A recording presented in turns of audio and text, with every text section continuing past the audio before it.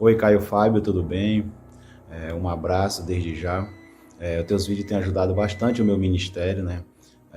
Eu queria tirar uma dúvida. Eu cheguei agora, não vi todos os teus vídeos ainda, estou sempre acompanhando, mas não vi todos. Se é que você já respondeu essa pergunta que eu vou te fazer, né? Eu te peço que se puder, porque eu cheguei há pouco tempo, não vi todos os teus vídeos ainda, tá? A respeito do divórcio, né? Eu fui casado, não deu certo e algumas pessoas, até mesmo da igreja, chegaram para mim e falaram que se eu casasse novamente eu estaria pecando, porque Jesus falou que quem tem um segundo casamento estará adulterando e falaram até que eu perderia até a minha salvação. Não guardo mágoa disso, né? Mas eu peço, se você puder tirar essa dúvida, tá? Um abraço para ti, Caio, mais uma vez. Deus abençoe você e toda a sua família. Meu nome é Ângelo, te acompanho sempre e desejo sempre que Deus continue te abençoando, tá? Um abraço. Amém.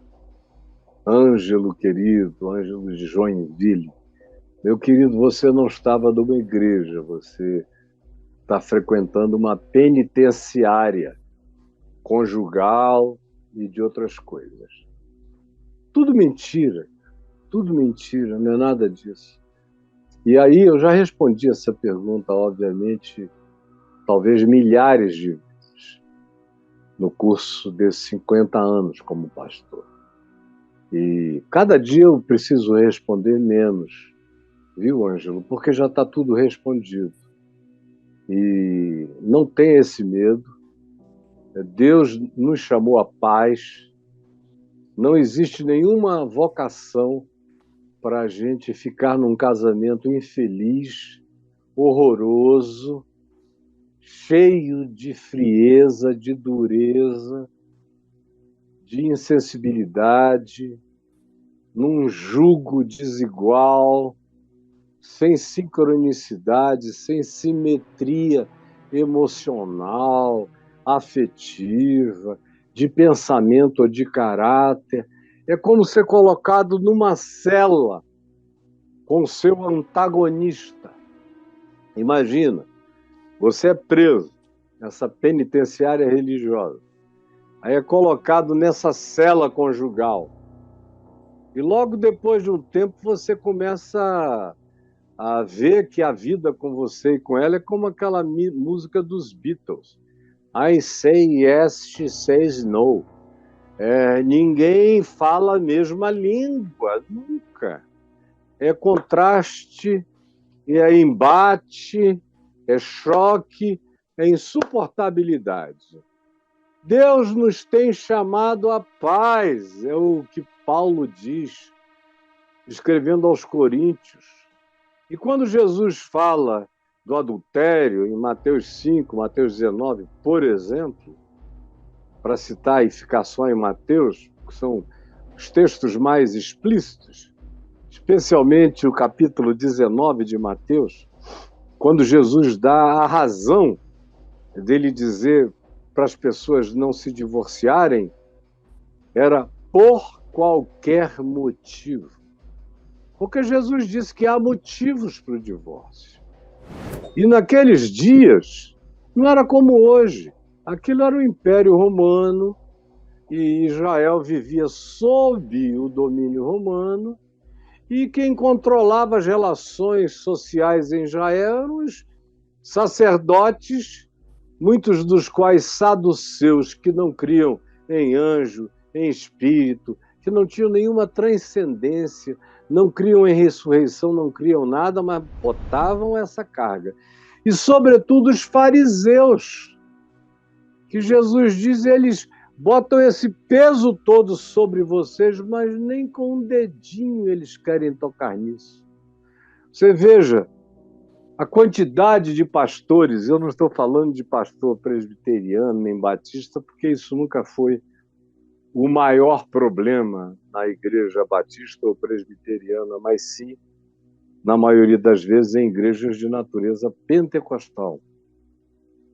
Você veja a quantidade de pastores que se divorciaram, que casaram outra vez. Eu conheço pastores que, como são eles mesmos os donos da igreja, já estão no quarto casamento. Mas se um membrozinho da igreja se divorciar, na maior hipocrisia, ele é capaz de botar essa pessoa para fora. Porque ele tem privilégios especiais diante de Deus para casar, como fizeram os grandes donos de religião. Maomé disse na revelação que ele disse que recebeu do anjo Gabriel, que cada muçulmano podia ter até 4 mulheres se tivesse dinheiro para sustentar as 4 e tratá-las sexualmente do mesmo modo. Mas para ele, que no início tinha só 4 mulheres como todo mundo, quando os anos foram passando e a lascívia dele foi aumentando, ele disse que o anjo Gabriel falou com ele outra vez que aquele mandamento de ter no máximo 4 mulheres era só para os outros. Mas ele era tão especial diante de Deus que Deus tinha feito uma concessão a ele. E ele veio a ter muitas e muitas mulheres. Ele podia, porque ele era o profeta da revelação. Os outros não. Como foi o caso, por exemplo, no mormonismo, de Joseph Smith e Brigham Young. Era a mesma coisa. Ele disse que o anjo se manifestou a ele, deu o livro de Mormons para ele, que depois de algum tempo descobriram que era um livro que tinha sido escrito por um literato de língua inglesa que nunca tinha sido publicado. E o Joseph Smith pegou o livro, colocou partes da Bíblia nele, fez uma adaptação e disse, olha, essa foi a revelação que Deus me deu. Aí ele permitia a poligamia, o Deus de Joseph Smith. Poligamia, se você puder, tenha muitas mulheres por uma razão. Você só vai ter galardão no céu se produzir muitos filhos. E para produzir muitos filhos tem que ter muita mulher. Porque um homem consegue engravidar uma mulher todo dia, mas uma mulher só consegue dar à luz a 1 filho por ano na média, a menos que sejam gêmeos ou trigêmeos. Mas homem pode ter 500 mulheres, e se ele pegar uma de manhã e outra à noite, e elas estiverem férteis, ele pode gerar uma centena de filhos e povoar o céu. Essa era a teologia que estava por trás do impulsionamento da poligamia mórmon. Mas depois de um tempo, Joseph Smith veio e disse que também o anjo tinha voltado e disse, olha, para você não tem limites. E ele saiu tendo mulheres e mulheres e mulheres e mulheres. Acabou preso e assassinado na cadeia.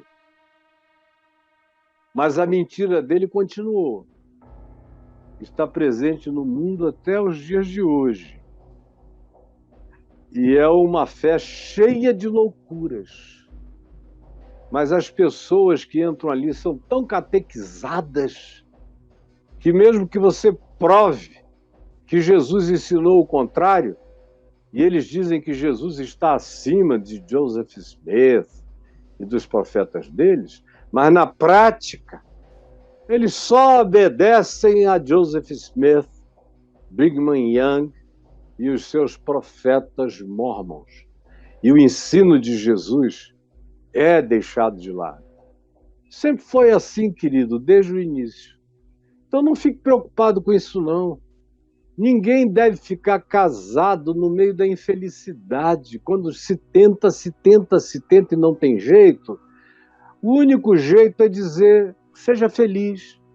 E ser homem, assumir todas as responsabilidades que você eventualmente possa e deva ter com ela. Você não disse se teve filhos ou não teve filhos. Se tem filhos, as responsabilidades serão perenes, perpétuas com os seus filhos. Se não tiveram, é como um namoro que não deu certo e é só isso.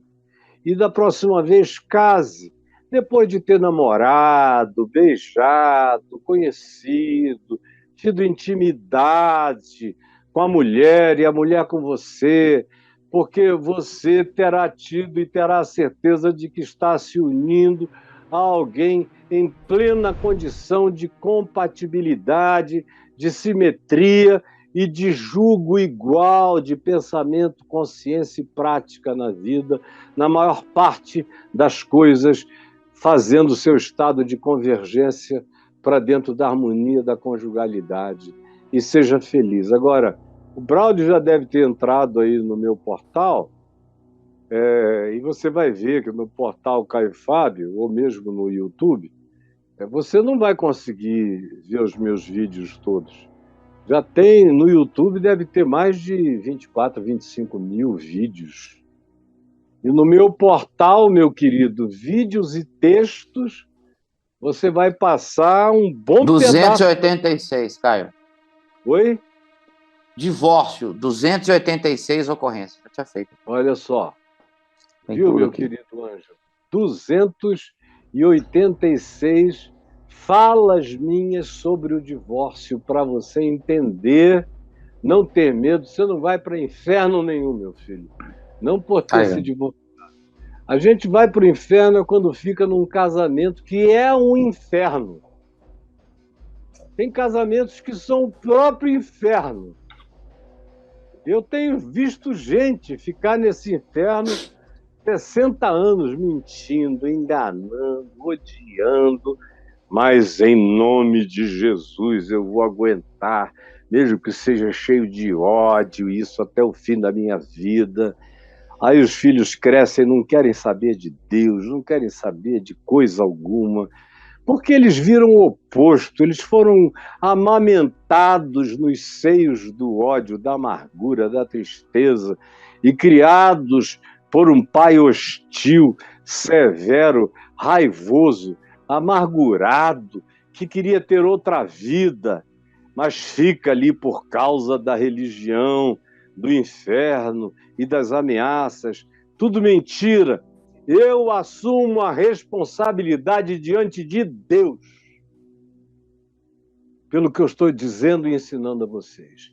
E leiam aí esses 280 e tantos textos e vídeos, vejam, sobre divórcio e novo casamento. Porque não adianta só divorciar, né? Divórcio sem novo casamento só é bom para aqueles que se fazem eunucos por amor ao reino de Deus, acerca dos quais Jesus disse: nem todos estão aptos para isso. A maioria não está. A maioria, quando se descasa, precisa casar de novo. E nos dias de Jesus era daquele jeito, porque havia fariseus que se casavam de manhã com uma mulher, na presença de um rabino, e no dia seguinte se divorciavam daquela mulher virgem, eles tinham comido a noite inteira, se divorciavam por qualquer motivo. Diziam: eu vou repudiar essa mulher, porque na nossa noite de núpcias eu verifiquei que o dedo do pé esquerdo dela é torto. Eu não estou inventando, não, isso está escrito nos documentos de repúdio do primeiro século dos dias de Jesus. Eu anotei que ela tem um olhinho um pouquinho mais para dentro, por isso eu estou repudiando. Eu não gostei do sorriso dela. O sexo com ela não foi bom. Por qualquer motivo era direito do homem. E o que acontecia com a mulher? Ela passava a ser considerada adúltera pelo simples fato do marido não ter querido, a má fama já era colocada nela, ou chamada de repudiada, de desprezada, e ela precisava de ajuda para sobreviver, porque não havia pensão para filhos, nenhuma obrigação disso. Não havia compromisso com o sustento da mulher, no mínimo enquanto ela conseguisse alguma coisa para fazer. Naqueles dias, mulher não tinha nada para fazer a não ser parir e se submeter ao seu dono. Ela era propriedade de um marido. De modo que quando o homem a deixava, sem ser por causa de adultério, que foi a cláusula maior que Jesus colocou, e Paulo diz que brigas também, porque Deus nos tem chamado à paz e não à ódio.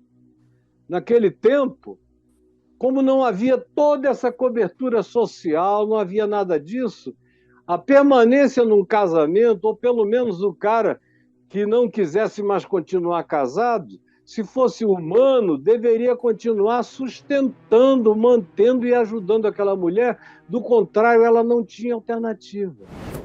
Ou ela se prostituía para entrar algum dinheiro para ela sustentar a si mesma e aos filhos, ou então ela se casava com alguém igualmente infeliz e ambos iriam ser chamados de adúlteros até morrerem, embora fossem fiéis um ao outro e amassem-se uns aos outros, um ao outro, mas a sinagoga, os rabinos, especialmente os fariseus, iriam dizer: são filhos do inferno porque se divorciaram.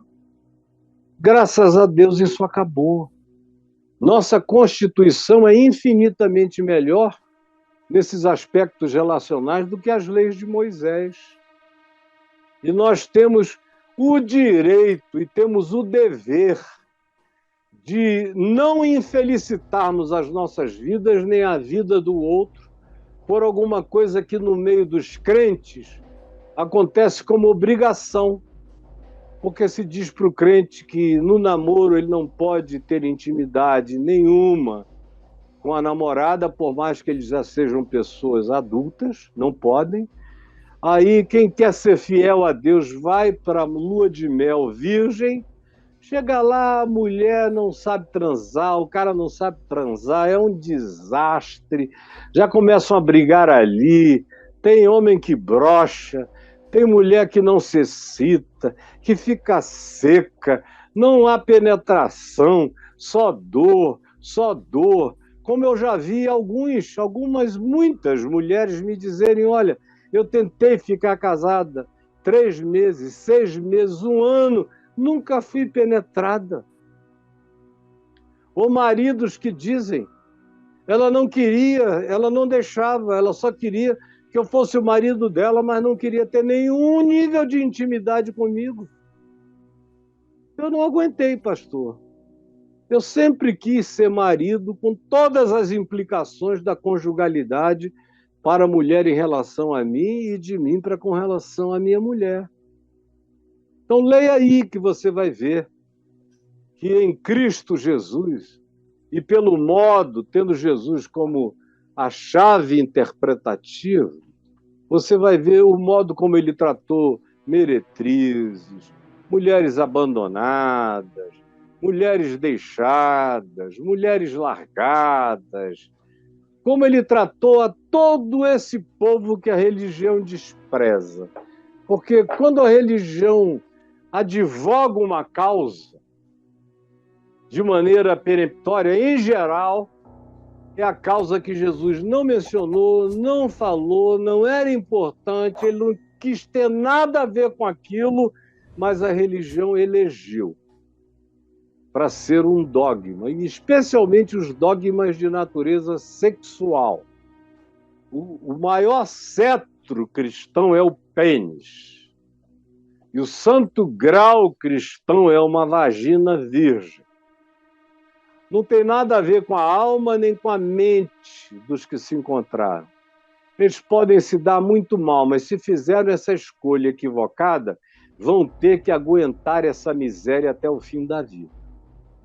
Então, me leia aí, são 280 e tantos textos e vídeos para ensinar você, tá bom, Ângelo?